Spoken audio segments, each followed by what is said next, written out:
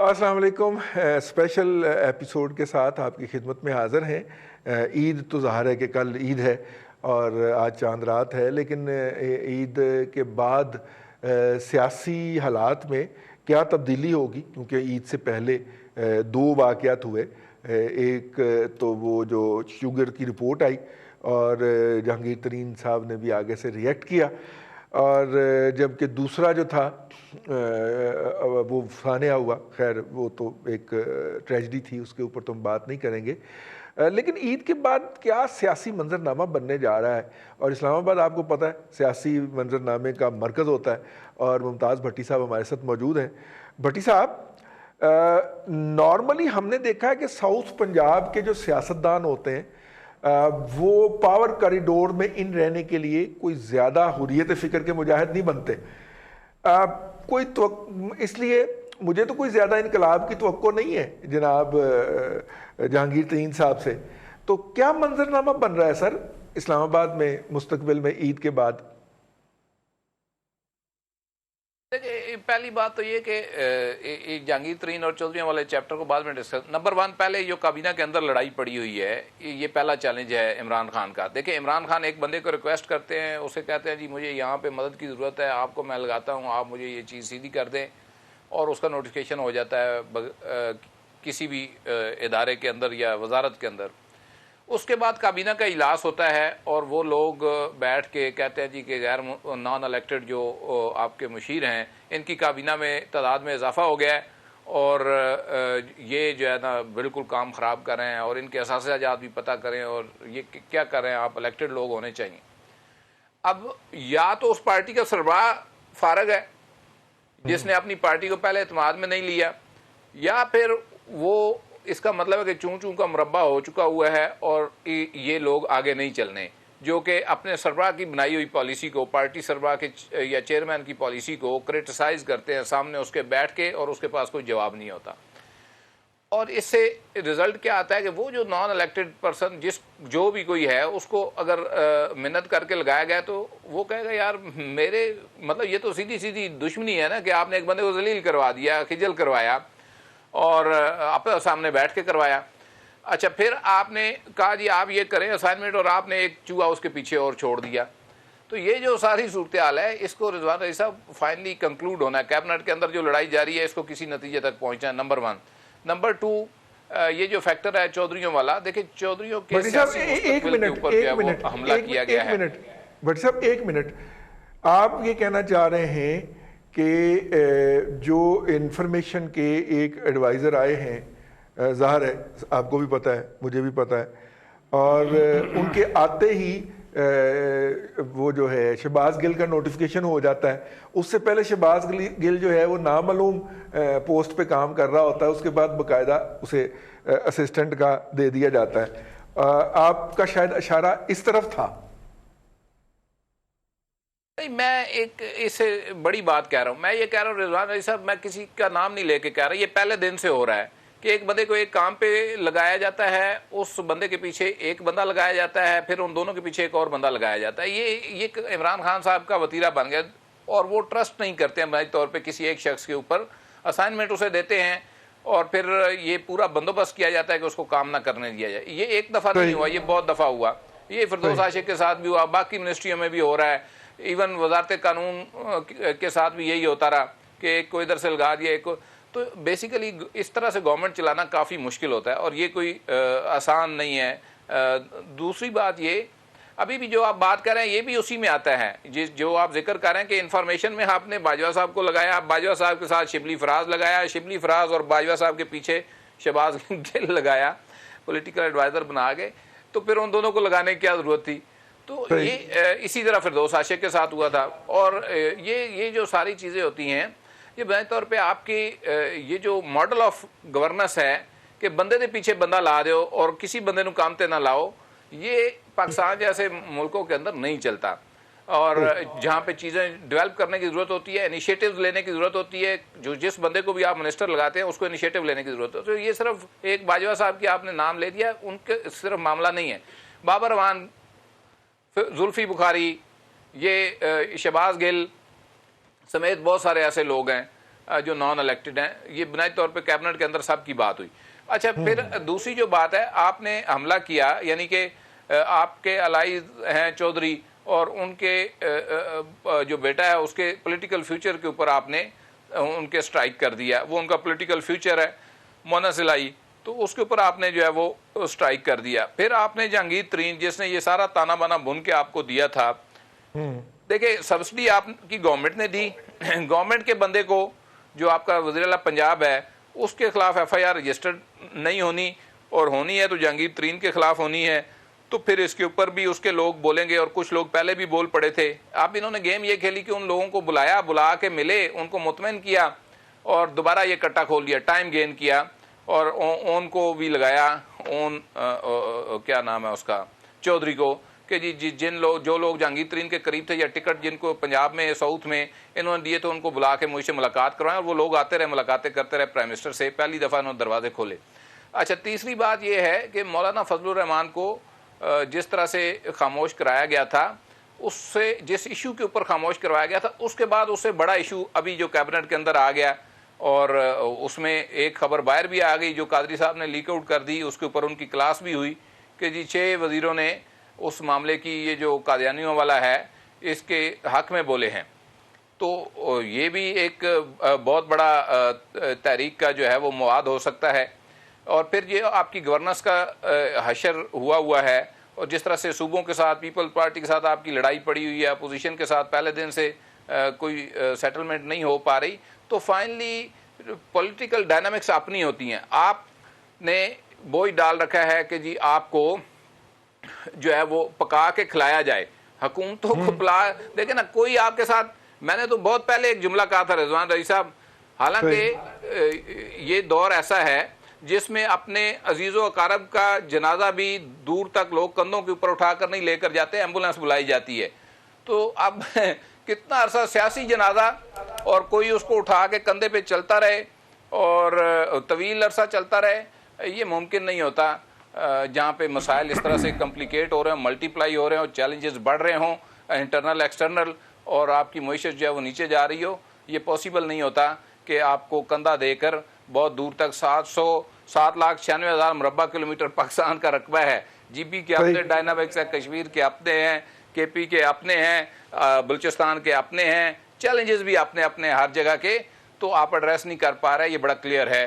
اور اس طرح سے آپ کا سیاسی جو یہ جامد ساکت جسم ہے, اس کو بہت دیر تک اٹھا کے پھرنا ممکن نہیں ہے. بالکل ٹھیک ہے.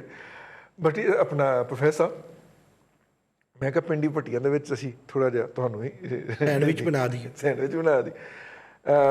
وہ رپورٹ اسی جاری کی ہے جی ساری وزارت خزانہ نے, ہماری وزارت خزانہ نے رپورٹ جاری کی ہے کہ پچھلے سال جو ہم نے آپ کو بتایا تھا کہ ہمارا 3.3% جو ہے وہ گروتھ ریٹ ہے, وہ ہم نے جھوٹ بولا تھا.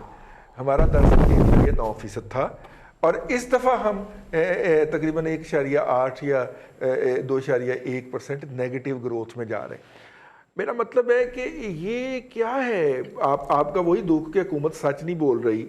یہ سر میرا مطلب ہے, خیر بات تو ہم سیاسی ڈائنامکس کی کر رہے ہیں, لیکن وہاں پہ بھی جب تک آپ اس آفیشیل فگر کے اوپر سچ نہیں بولیں گے سر بات نہیں بنے گی.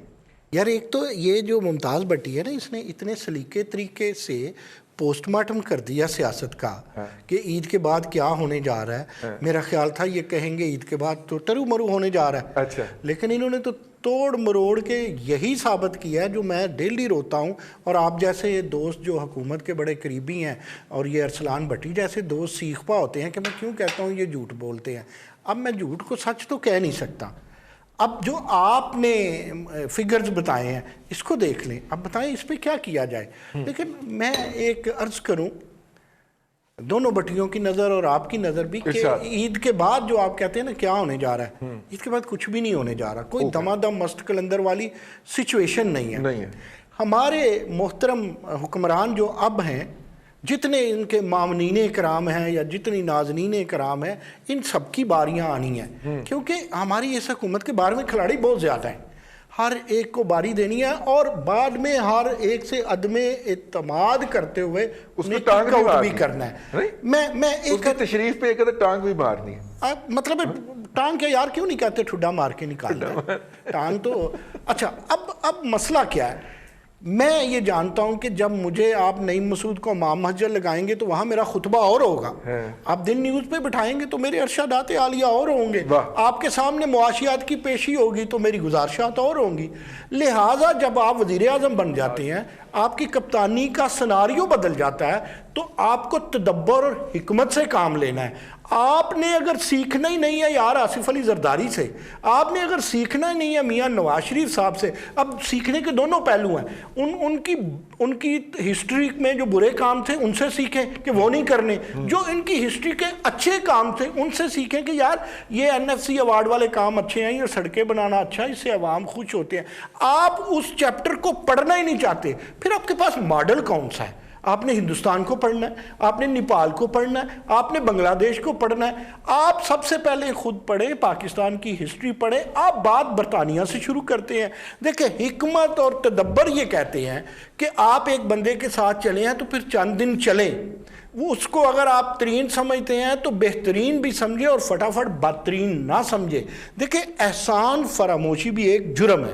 کس کو نہیں پتا؟ ابھی ممتاز بھٹی نے جو بڑی سویٹلی ایک بات کی ہے کہ میرے پیارے جتنے سیاستدان ہیں جنوبی پنجاب کے، وہ تو رہنا چاہتے ہیں، وہ تو اقتدار کے ساتھ رہنا چاہتے ہیں، وہ تو ان کے شہر اقتدار میں ہی جینا اور مرنا چاہتے ہیں. ان کو اپنے جنوبی پنجاب سے کچھ نہیں ہے. میں سب کی بات نہیں کر رہا، چند اپرچونسٹ کی کرتا ہوں. تو عمران خان ان کو یوز کرے. عمران خان نہ دوست سے سیکھتے ہیں نہ دشمن سے سیکھتے ہیں. مجھے نہیں، میں I'm sorry، میرے پیارے وزیر اعظم ہیں، میں ان کا احترام بھی کرتا ہوں، سلام بھی کرتا ہوں، لیکن اس ملک میں پھر دیکھیں اب جتنے وہ لوگ ہیں جنہوں نے ووٹ دیا تھا تبدیلی کے نام پہ، اب کھڑے وہ کہتے ہیں کہ سانو نہر والے پل تے بلا کے تھے، ہو رہے ماہی کتنے رہ گیا. تو عید کے بعد بھی لوگ ماہی کو ڈھونڈیں گے، عید کے ٹرو پہ بھی مرو پہ بھی لوگ عیدیوں کی تلاش میں ہوں گے، اور یہاں کوئی تبدیلی نظر نہیں آ رہی. میں کہتا ہوں تبدیلی نہ لائیں، خدا کا واسطہ ہمیں نہیں تبدیلی چاہیے.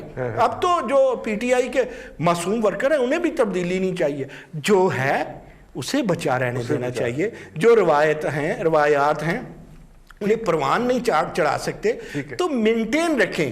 دیکھیں معاشیات کا حالات بہت برے جا رہے ہیں. ابھی آپ نے کہا نا، بتاتے ہیں ہم اتنے پوائنٹ اتنے، اور کھودو پہاڑ نکلتا چوہا ہے.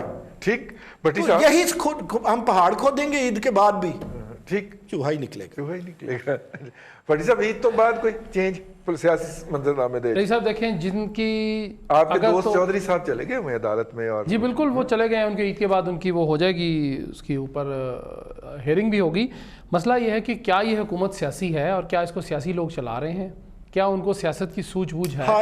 سوائے اس کے کہ ان میں سے چودھری برادران ایک سیاست آپ کہہ سکتے ہیں ایک چیپٹر ہے ان کا. پٹی تیری اس گل نے وٹ کاٹ دیتے نہیں. ٹھیک ہے نا جی. بات یہ ہے کہ جن کی حکومت ہے یا جو حکومت پہ بیٹھے ہیں یا جو حکومت پہ وہ کی ڈوریں پیچھے سے ہلاتے ہیں، جس طرح پتلی تماشا ہوتا ہے، یہ وہی کچھ ہو رہا ہے اور وہ چلاتے رہیں گے. پاکستان کی ہسٹری یہ بتاتی ہے رئیس صاحب کہ عموماً 2 سے سوا 2 سال ہوتے ہیں ایک نئی حکومت کے لیے. اگر کوئی پارٹی آ جائے، کوئی بھی سیاسی جماعت آتی ہے تو 2 سے سوا 2 سال ہی ہوتے ہیں. اس میں سے وہ دیکھیں وہ 2 سال بڑے امن سے گزر گئے ہیں، ہمیں کوئی مشکل نہیں ہوئی. 21 ماہ گزر گئے. اب اس میں یہ ہے کہ کھلنڈرانہ طبیعت ہونا اور کھلنڈرا ہونا دونوں مختلف چیزیں ہیں. آپ کھلنڈرانہ طبیعت کے ساتھ کھلنڈ رہے ہیں تو اس کا مطلب یہ ہے کہ آپ سیاست نہیں کر سکتے. اس کے لیے تھوڑا سا تدبر، بالکل پروفیسر صاحب نے ٹھیک کہا ہے، تھوڑا سا بہتر طریقے سے چلا لیں. اب بات یہ ہے کہ حکومت کے اندر جو کچھ ہو رہا ہے وہ آپ خود دیکھ رہے ہیں کہ معاونین خصوصی اور مشیران خصوصی، اور وہ پروفیسر صاحب نے پتہ نہیں ناظرین خصوصی کا بھی ذکر کیا. نہیں میں نے خصوصی نہیں کہا. چلیں میں خصوصی ساتھ ایڈ کر دیتا ہوں جی. ان کی تعداد آپ کے الیکٹڈ لوگوں سے زیادہ ہو گئی ہے تو پھر یہ معاملہ ہوگا، پھر تو وہ معاملہ اس طرح خراب ہوگا.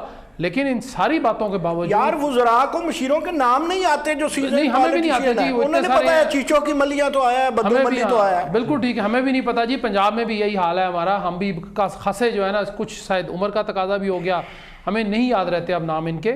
لیکن تو 200 سال ہو گئی. ہاں جی وہ تقریباً ہو گئی جی. لیکن بات یہ ہے کہ ابھی حکومت نام کی کوئی چیز اگر ہے تو مجھے بھی رئیس صاحب ڈھونڈ کے دے دیجیے گا. ہم نے پیچھے سے دیکھ لیں، ہر محاذ پر حکومت کا صرف فیلئر کے علاوہ کوئی چیز ہمیں نہیں نظر آئی. ٹھیک ہر محاذ پر فیل ہوئی ہے، اور اس کے بعد اس ڈٹھائی کو پھر مانتے نہیں ہیں، اور اگر مانتے ہیں تو اس کے اندر سے کچھ اور طرح سے طریقہ نکال دیتے ہیں کہ جو اس عوام کے بھی خلاف ہوتا ہے، ملک کے بھی خلاف ہوتا ہے، اور خاص طور پر جمہوریت کے بھی خلاف ہوتا ہے۔ آپ کتنی معصوم بات کرتے ہیں، وہ ممتاز بھٹی نے کہا ہے کہ بندے کے پیچھے بندہ چھوڑا ہوا ہے، تو وہ پنچ لائن تھی یار، حکومت ڈھونڈنی ہے تو بندے کے پیچھے بندہ ڈھونڈے، پٹی صاحب بندے کے پیچھے بندہ چھوڑا ہوا ہے۔ پیٹی صاحب نے پہلے کہا تھا کہ بندے کے پیچھے چوہا چھوڑا ہوا ہے۔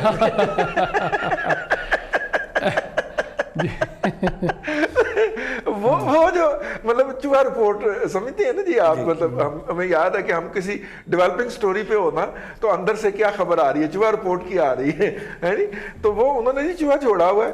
ہر آپ دیکھیے تو تقریباً ہر وزارت کے اندر یہ ہو رہا ہے۔ ہم نے کہا عید کے بعد کا ذرا منظرنامہ دیکھا جائے اور اس کو آپ کے تک پہنچایا جائے۔ چیزیں کوئی بھی تبدیل ہونے نہیں، کوئی اس میں جوہری تبدیلی آنے نہیں جا رہی، اور نہ ہی کوئی اتنے بڑے انقلابی ہیں جناب جہانگیر ترین صاحب کہ وہ بغاوت کر کے باہر نکل آئیں۔